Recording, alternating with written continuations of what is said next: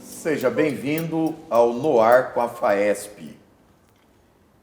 Que direis? Ouvir estrelas? Certo, perdeste o senso? E eu vos direi, no entanto, que para ouvi-las, muita vez desperto e abro as janelas, pálido de espanto.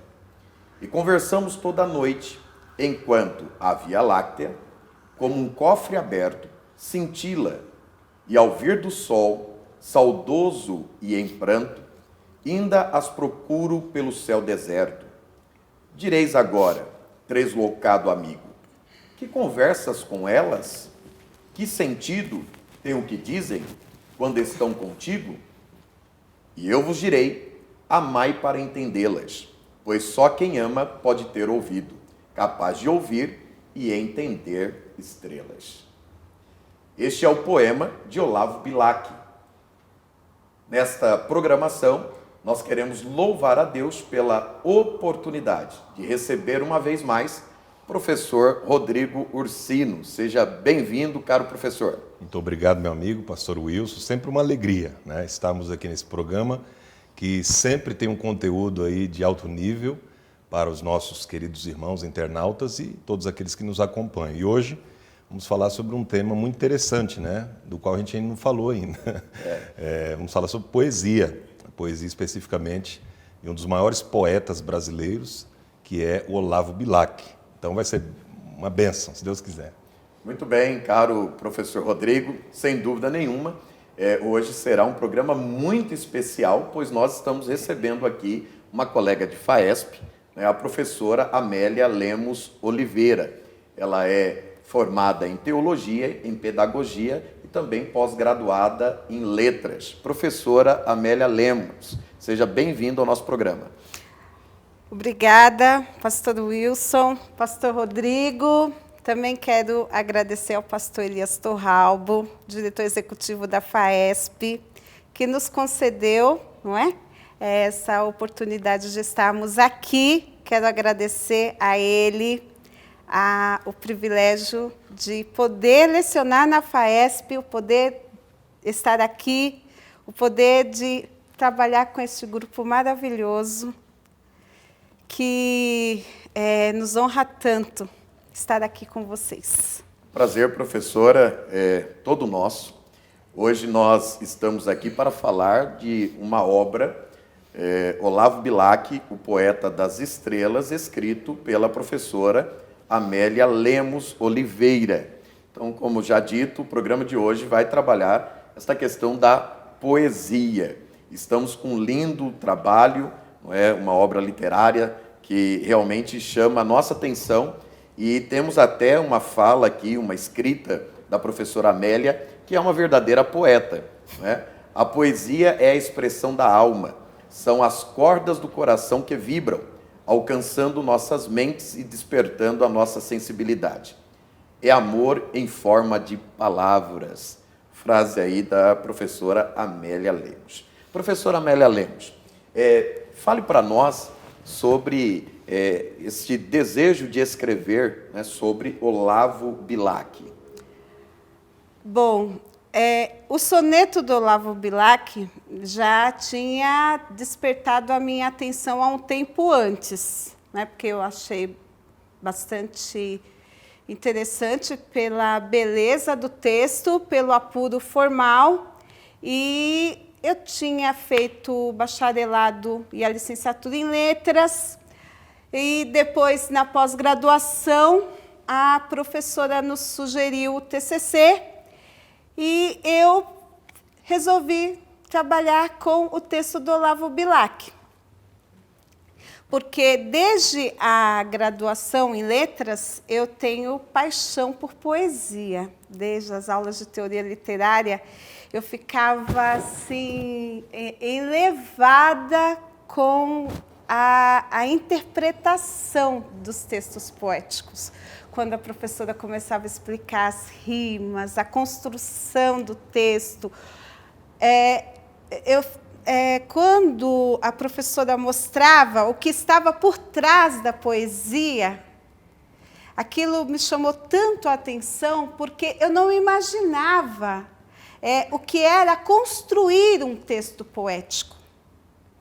Porque, às vezes, a pessoa vê o texto pronto e fala, nossa, isso aí é para os apaixonados, é para apenas se conquistar alguém.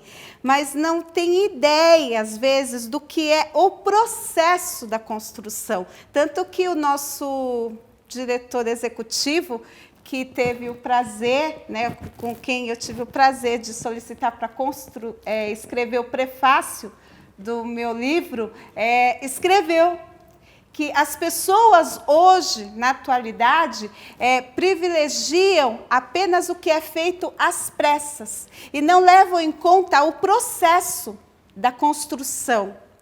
E é exatamente isso que acontece. O pastor Elias Torralbo está plenamente certo, corretíssimo. Porque o meu livro vai mostrar exatamente o processo da construção do poema, o que está por trás da construção do soneto, o que existe por trás das letras do soneto, por trás das palavras.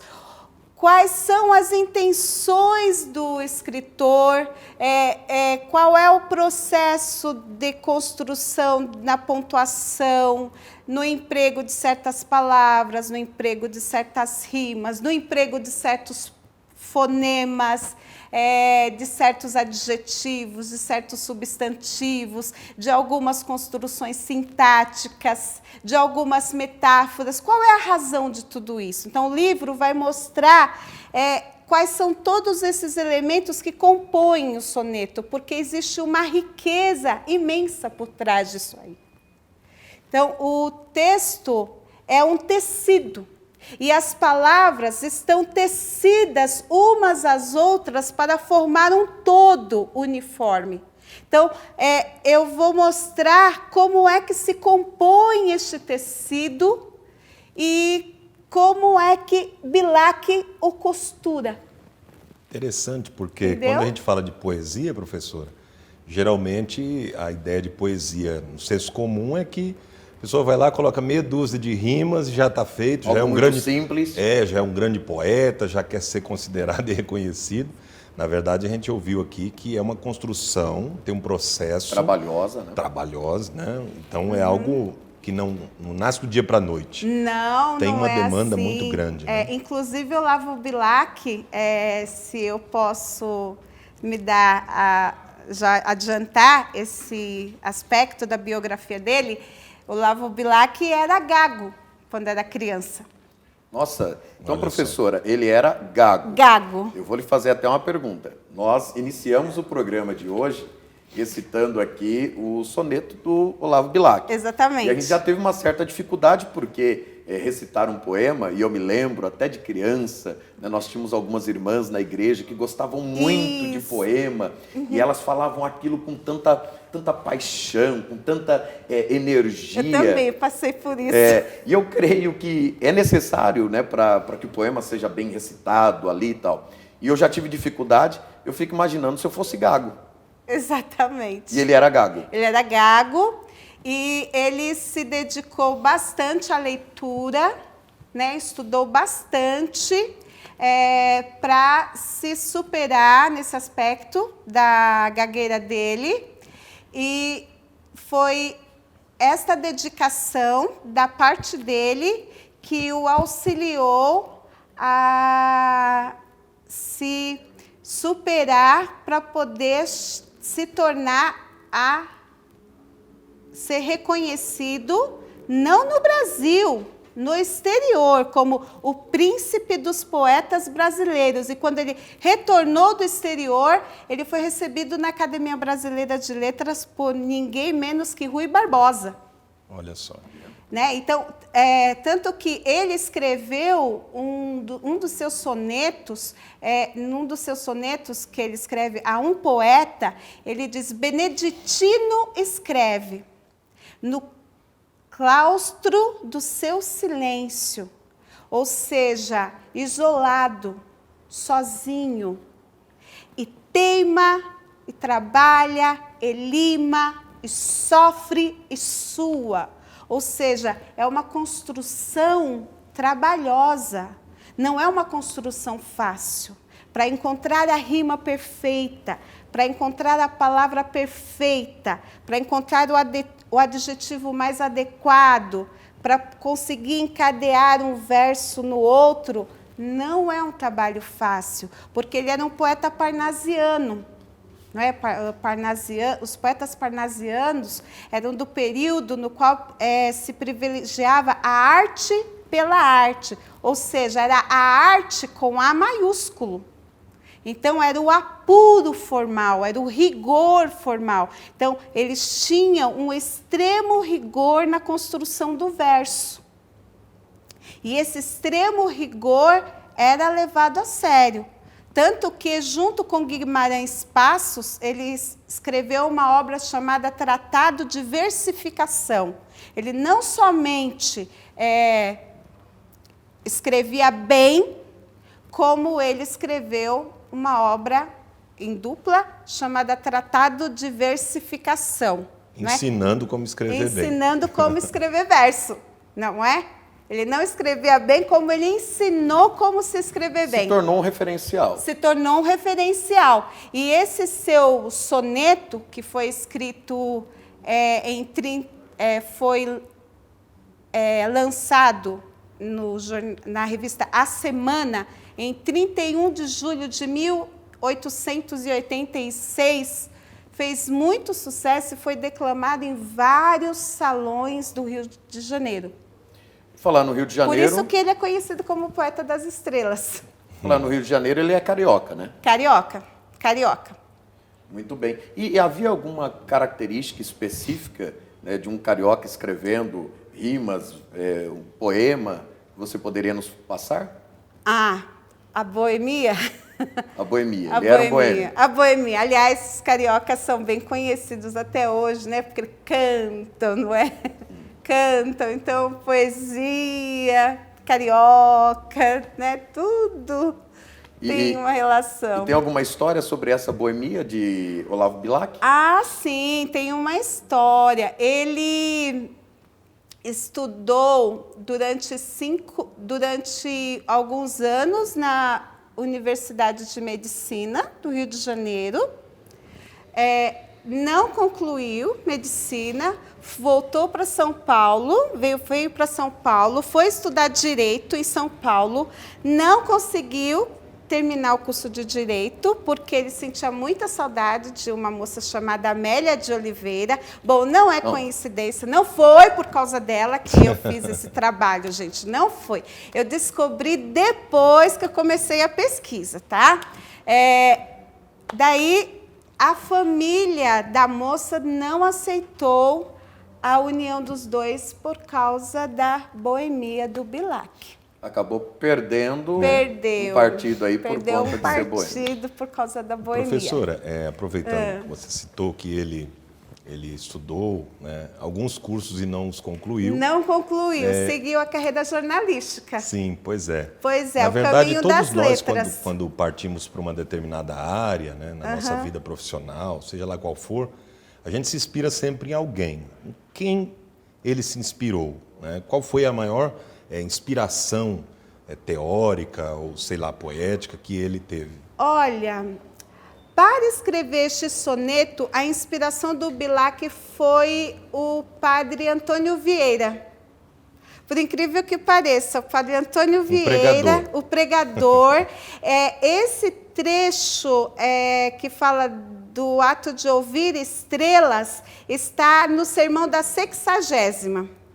Que, aliás, eu recomendo que no sermão da 60ª, Vieira fala do trabalho do pregador. Eu acho que os senhores já devem ter lido, senhores teólogos, não é? Maravilhoso. Hoje eu estava lendo esse sermão para o meu marido e ele achou que era de um protestante. Eu falei, não, é de um padre. Inclusive, até os pregadores, os padres diziam que era um alívio saber que Vieira fazia parte da turma deles. Porque se Vieira fizesse parte do grupo dos reformadores, eles estavam perdidos. Porque ele pregava. Era uma mente ele brilhante. pregava Uma mente bem. brilhante, Ele uma tinha uma capacidade, mente brilhante. Então, o Olavo Bilac, de certo modo, ele amava as letras. Então, ele não seguiu o caminho da medicina e nem do direito. Ele amava as letras. Eu estou aqui ouvindo a professora Amélia, professor Rodrigo, nós que trabalhamos na FAESP, e a professora Amélia, ela dá a disciplina de português. E ela faz isso com muita maestria e também com muita paixão. Aliás, professora Amélia, a irmã é professora também do ensino público, né? E já há alguns anos trabalha português aí para as crianças, né? Agora, tem muita diferença ensinar português para criança e para adulto? Tem. Muito. Bom, olha, algumas manias os alunos têm são similares. Algumas manias são similares. Algumas perguntas são similares. Mas o nosso trabalho com português na FAESP é mais específico, porque o nosso livro didático de português é a Bíblia. Nós trabalhamos português, regras da língua portuguesa, gramática de língua portuguesa, análise de textos de língua portuguesa com base na Bíblia. Então, estudamos texto narrativo, texto descritivo, texto argumentativo com a Bíblia. Então, eu estava estudando com o pessoal a questão da argumentação. Então, eu falei, agora hoje nós vamos ver a argumentação de Paulo. Então, nós lemos diversos trechos das epístolas de Paulo, verificando o poder argumentativo de Paulo. Estávamos falando da descrição, então vamos ver onde a Bíblia fala de descrição. Fazemos análise sintática com versículos bíblicos. Falamos de tempo verbal, lendo os textos bíblicos e ver aonde vai mudar o tempo verbal. Onde vai mudar a abordagem, aonde as conjunções, as preposições mudam, onde muda a abordagem, onde tem aquelas palavras que ligam um capítulo com o outro, sabe? Então, é bastante interessante isso. Inclusive a questão da poesia, né? Porque o pessoal pensa que poesia na Bíblia só existem nos livros poéticos. Mas do Gênesis ao Apocalipse nós encontramos poesia. Né? Encontramos de poesia, Paulo. Inclusive em Paulo, porque a poesia fala do mundo interior do autor. Porque quando nós estamos falando do Olavo Bilac, estamos falando de um soneto, que o soneto, que ainda não explicamos ainda o que é soneto em tempo. O soneto é um texto poético que é composto de 14 versos. São 2 estrofes formadas por 4 versos e 2 estrofes formadas por 3 versos. Cada verso tem 10 sílabas poéticas. Então, quem quiser saber mais o que é isso aí, vai precisar ler o meu livro. Bom, e os outros aspectos fonéticos, léxicos, sintáticos e tudo mais também estão no meu livro. E ao final a professora vai dizer como encontrá-lo. Como encontrar, com certeza. Bom, agora, em relação à Bíblia. Na Bíblia, nós não encontramos textos poéticos com a mesma forma que um texto de Bilac. Nós vamos encontrar texto poético no formato de acróstico, não é, com a primeira letra do alfabeto hebraico, não é, como lá em Provérbios 31. Salmo 19, 119, né? Lamentações. Não é? Lamentações. Nós vamos encontrar textos com acróstico, nós vamos encontrar textos caracterizados pelo paralelismo de ideias, são poesia. Mas o que mais caracteriza a poesia? Quando o autor expressa os seus sentimentos. Em todo momento em que o autor canta, Cântico de Débora, cântico de Zacarias, cântico de Ana, cântico de Maria, é poesia. São expressões poéticas. São né? expressões poéticas. Ah, mas o livro é uma narrativa, está escrito em prosa. Mas aquele momento é um momento de poesia. E é uma grande confusão, né, entre quando os estudantes vão estudar poesia hebraica, pelo menos eu vejo isso acontecer com muita frequência. Eles acham que a poesia hebraica é como na língua portuguesa, que tem as suas rimas e tal. Exatamente. E não tem nada a ver, Não é tem totalmente nada a ver. diferente. A poesia é uma expressão do sentimento. E até mesmo textos da língua portuguesa, no qual o autor expressa o seu sentimento, é um momento de poesia.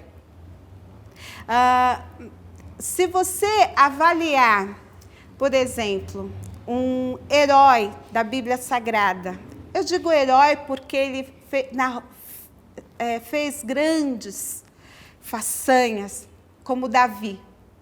Poesia não é para os fracos. Alguém vai dizer, a poesia é algo para pessoas que têm sensibilidade, é para quem é muito fraquinha.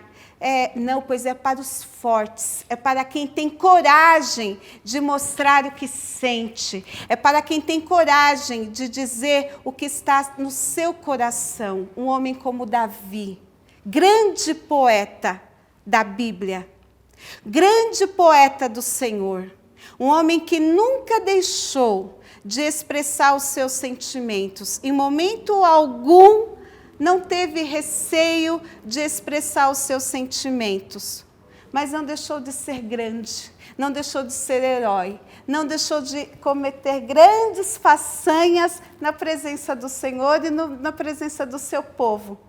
Então, poesia é para os grandes. Olha... Paulo...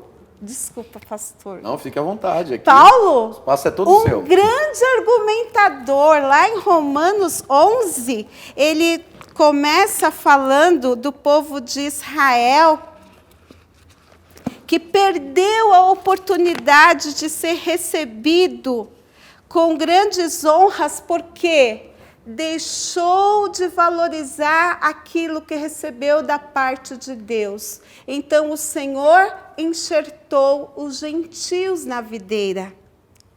E ele começou a narrar, contando o quanto que isso tudo foi importante, né, na sua argumentação maravilhosa. E em dado momento, ele não se contém. E ele começa... Ó profundidade das riquezas, tanto da sabedoria, tanto da ciência de Deus, quão insondáveis são os seus juízos e quão inescrutáveis são os seus caminhos. É um momento de poesia. Paulo era um homem de temperamento... Forte, colérico. Sanguíneo, né? No entanto, Paulo teve momentos de poesia. Então, a poesia é para todos. Olha, professor Rodrigo, a cada dia que passa, a cada momento que nós temos oportunidades aqui nesse programa, eu realmente me alegro, porque hoje nós temos um tema que não é muito comum de nós ouvirmos, né, um diálogo, uma reflexão sobre ele. Exato. E estamos trazendo aqui alguém que é apaixonada por poema e que defende não é, a poesia. E para nós é uma alegria muito grande, professora Amélia. Parabéns pela forma como a professora se põe, né, em defesa de algo tão importante. E falando um pouco sobre a poesia, né, e a professora Amélia, que é professora de português, não é? E o nosso querido professor Rodrigo Ursino, que é um pregador da Palavra de Deus, qual seria a importância? Como um pregador da palavra, um mensageiro, precisa olhar para esse aspecto da língua portuguesa? Bom, o pregador precisa estudar português para se expressar bem, usar os verbos na concordância correta, usar a flexão de pessoa na forma correta, não é? Se dirigir às pessoas. Flexão de pessoa é a forma como nós nos dirigimos às pessoas, na forma correta. Compreender corretamente o texto bíblico. Então, quando nós estamos fazendo análise sintática agora, nós separamos os versículos em orações. Então, nós separamos verbo por verbo do versículo. E isso eu digo para eles, e nesse momento eu digo para eles, isso é fundamental para vocês prepararem o sermão, porque vocês vão ver cada ação que se processa no versículo. O próprio sermão textual. Exatamente. Quem disse o quê, quem fez o quê. Porque antes que o sermão chegue até o púlpito, é necessário que haja um momento de meditação. Não é? E esse momento de meditação é o momento de estudo profundo do texto. E não adianta conhecer grego e hebraico se não conhecer bem a língua pátria, porque você vai se dirigir às pessoas na língua que elas conhecem. Jesus se expressava bem na língua do povo. E um detalhe importante, as pessoas às vezes pensam que falar bem o português é usar palavras difíceis, e não é. Jesus falava com as pessoas de uma forma que elas compreendiam. Ele fazia as pessoas verem. Então ele dizia, eu sou o sal, vocês são o sal da terra, eu sou a luz, eu sou a videira, eu sou o pão, eu sou a água. Então, ele fazia as pessoas verem, ele fazia as pessoas sentirem. Então, esse momento que Jesus, essa linguagem que Jesus usava, era uma linguagem acessível ao povo, e o povo compreendia o que Jesus dizia. Então, falar bem é falar de modo que as pessoas compreendam. Olha, professora Amélia, que prazer, viu? Que lindo ouvi-la. O prazer é meu. O nosso tempo aqui prazer é meu. Tão curto e passou tão rápido. Ai, que pena. Temos poucos minutos para nós concluirmos aqui o nosso programa. E eu quero lhe fazer uma outra pergunta para que a professora possa aqui elucidar. Os poemas, eles são, via de regra, repletos de figura de linguagem. Sim. O poema das estrelas, ou esse poema que envolve esse ouvir estrelas, de certa forma também, obviamente, também tem figuras de linguagem. Sim, é uma metáfora. E a importância disso? A importância disso está na reflexão. Cada um pode eleger a sua estrela. E quando eu falo dessa metáfora do ouvir estrelas, você pode eleger a sua estrela, e eu vou associar também com a Bíblia. Agora eu vou trazer a Bíblia à tona novamente. Praticamente 1/3 da linguagem bíblica é repleta de metáforas, como eu já falei anteriormente com relação a Jesus, que falava de si mesmo como metáforas. Luz, água, pão, não é? Então, eram metáforas. E se você for ver o livro de Cantares de Salomão, repleto de metáforas, Eclesiastes é repleto de metáforas, ali em Eclesiastes 12, quando ele fala dos últimos minutos da vida de uma pessoa, nós temos ali uma alegoria, que é uma sequência de metáforas. Então, é uma proposta de leitura bíblica fantástica. Então, a metáfora, de certo modo, ela nos transporta para um universo poético, que é uma proposta de trabalho que eu pretendo continuar estudando. Legal. Professora, mais à professora frente. Falando sobre isso, acho interessante. Sobre isso eu falarei daqui a uns 2 anos. Outros livros. Eu acho interessante que quando a gente fala de metáfora, de poesia, a gente percebe que Jesus se utilizava muito disso, como a irmã bem falou, e tantos outros escritores da Bíblia, né, tantos autores de poemas, de poesias bíblicas, porque eu acredito, né, isso é uma visão minha, que a linguagem poética ela marca muito mais do que a linguagem literal. Por Sim. exemplo, Jesus falou que ele era o pão vivo que desceu do céu. Ele Isso. poderia muito bem falar, eu sou o alimento espiritual de vocês. Exatamente. Não marcaria Não como marcaria. eu sou o pão vivo que desceu do céu, eu sou a porta. Então a metáfora ela abre, né? Tem um leque muito grande que faz com que você Exatamente. pense, raciocine, reflita sobre aquilo. Então abre, é uma linguagem muito mais abrangente que faz a gente pensar, refletir e isso traz várias e várias lições. Numa única frase, nós podemos tirar várias lições, coisa que talvez não aconteça na linguagem literal. Então, a linguagem poética ela é maravilhosa por conta disso também, ela é muito rica. Né? Exatamente, pastor Rodrigo. E Exatamente. o quanto a Bíblia é rica, né? Um terço, a professora falou, né? Da linguagem bíblica está, de certa forma, aí ligado a essa forma de escrita. E a reflexão eu achei bastante interessante, porque, de fato, eu quando peguei o livro, aliás, muito obrigado, né, pelo exemplar que a professora nos presenteou, sobre o Poeta das Estrelas, eu passei a me perguntar, mas qual a ideia deste poema, desse soneto? Né? Do que se trata? E ao ler esse poema aqui, já no início do nosso programa, eu passei a refletir também sobre o aspecto de ouvir estrelas. Então você começa a pensar de uma maneira diferente, pensar além do próprio texto, né, que é essa profundidade que o texto traz. É isso, não é, professora? Exatamente. Maravilha. Professor Rodrigo, professora Amélia, que prazer, nosso horário já se esgotou. E eu quero agora dar a oportunidade à professora Amélia para, vamos dizer assim, fazer o marketing do seu livro para todos aqueles nossos queridos que estão acompanhando o nosso programa. O tempo é todo seu, tenho certeza que não ficará apenas nessa obra. Bom, está aqui meu segundo filho, porque o meu primeiro filho é o Isaac.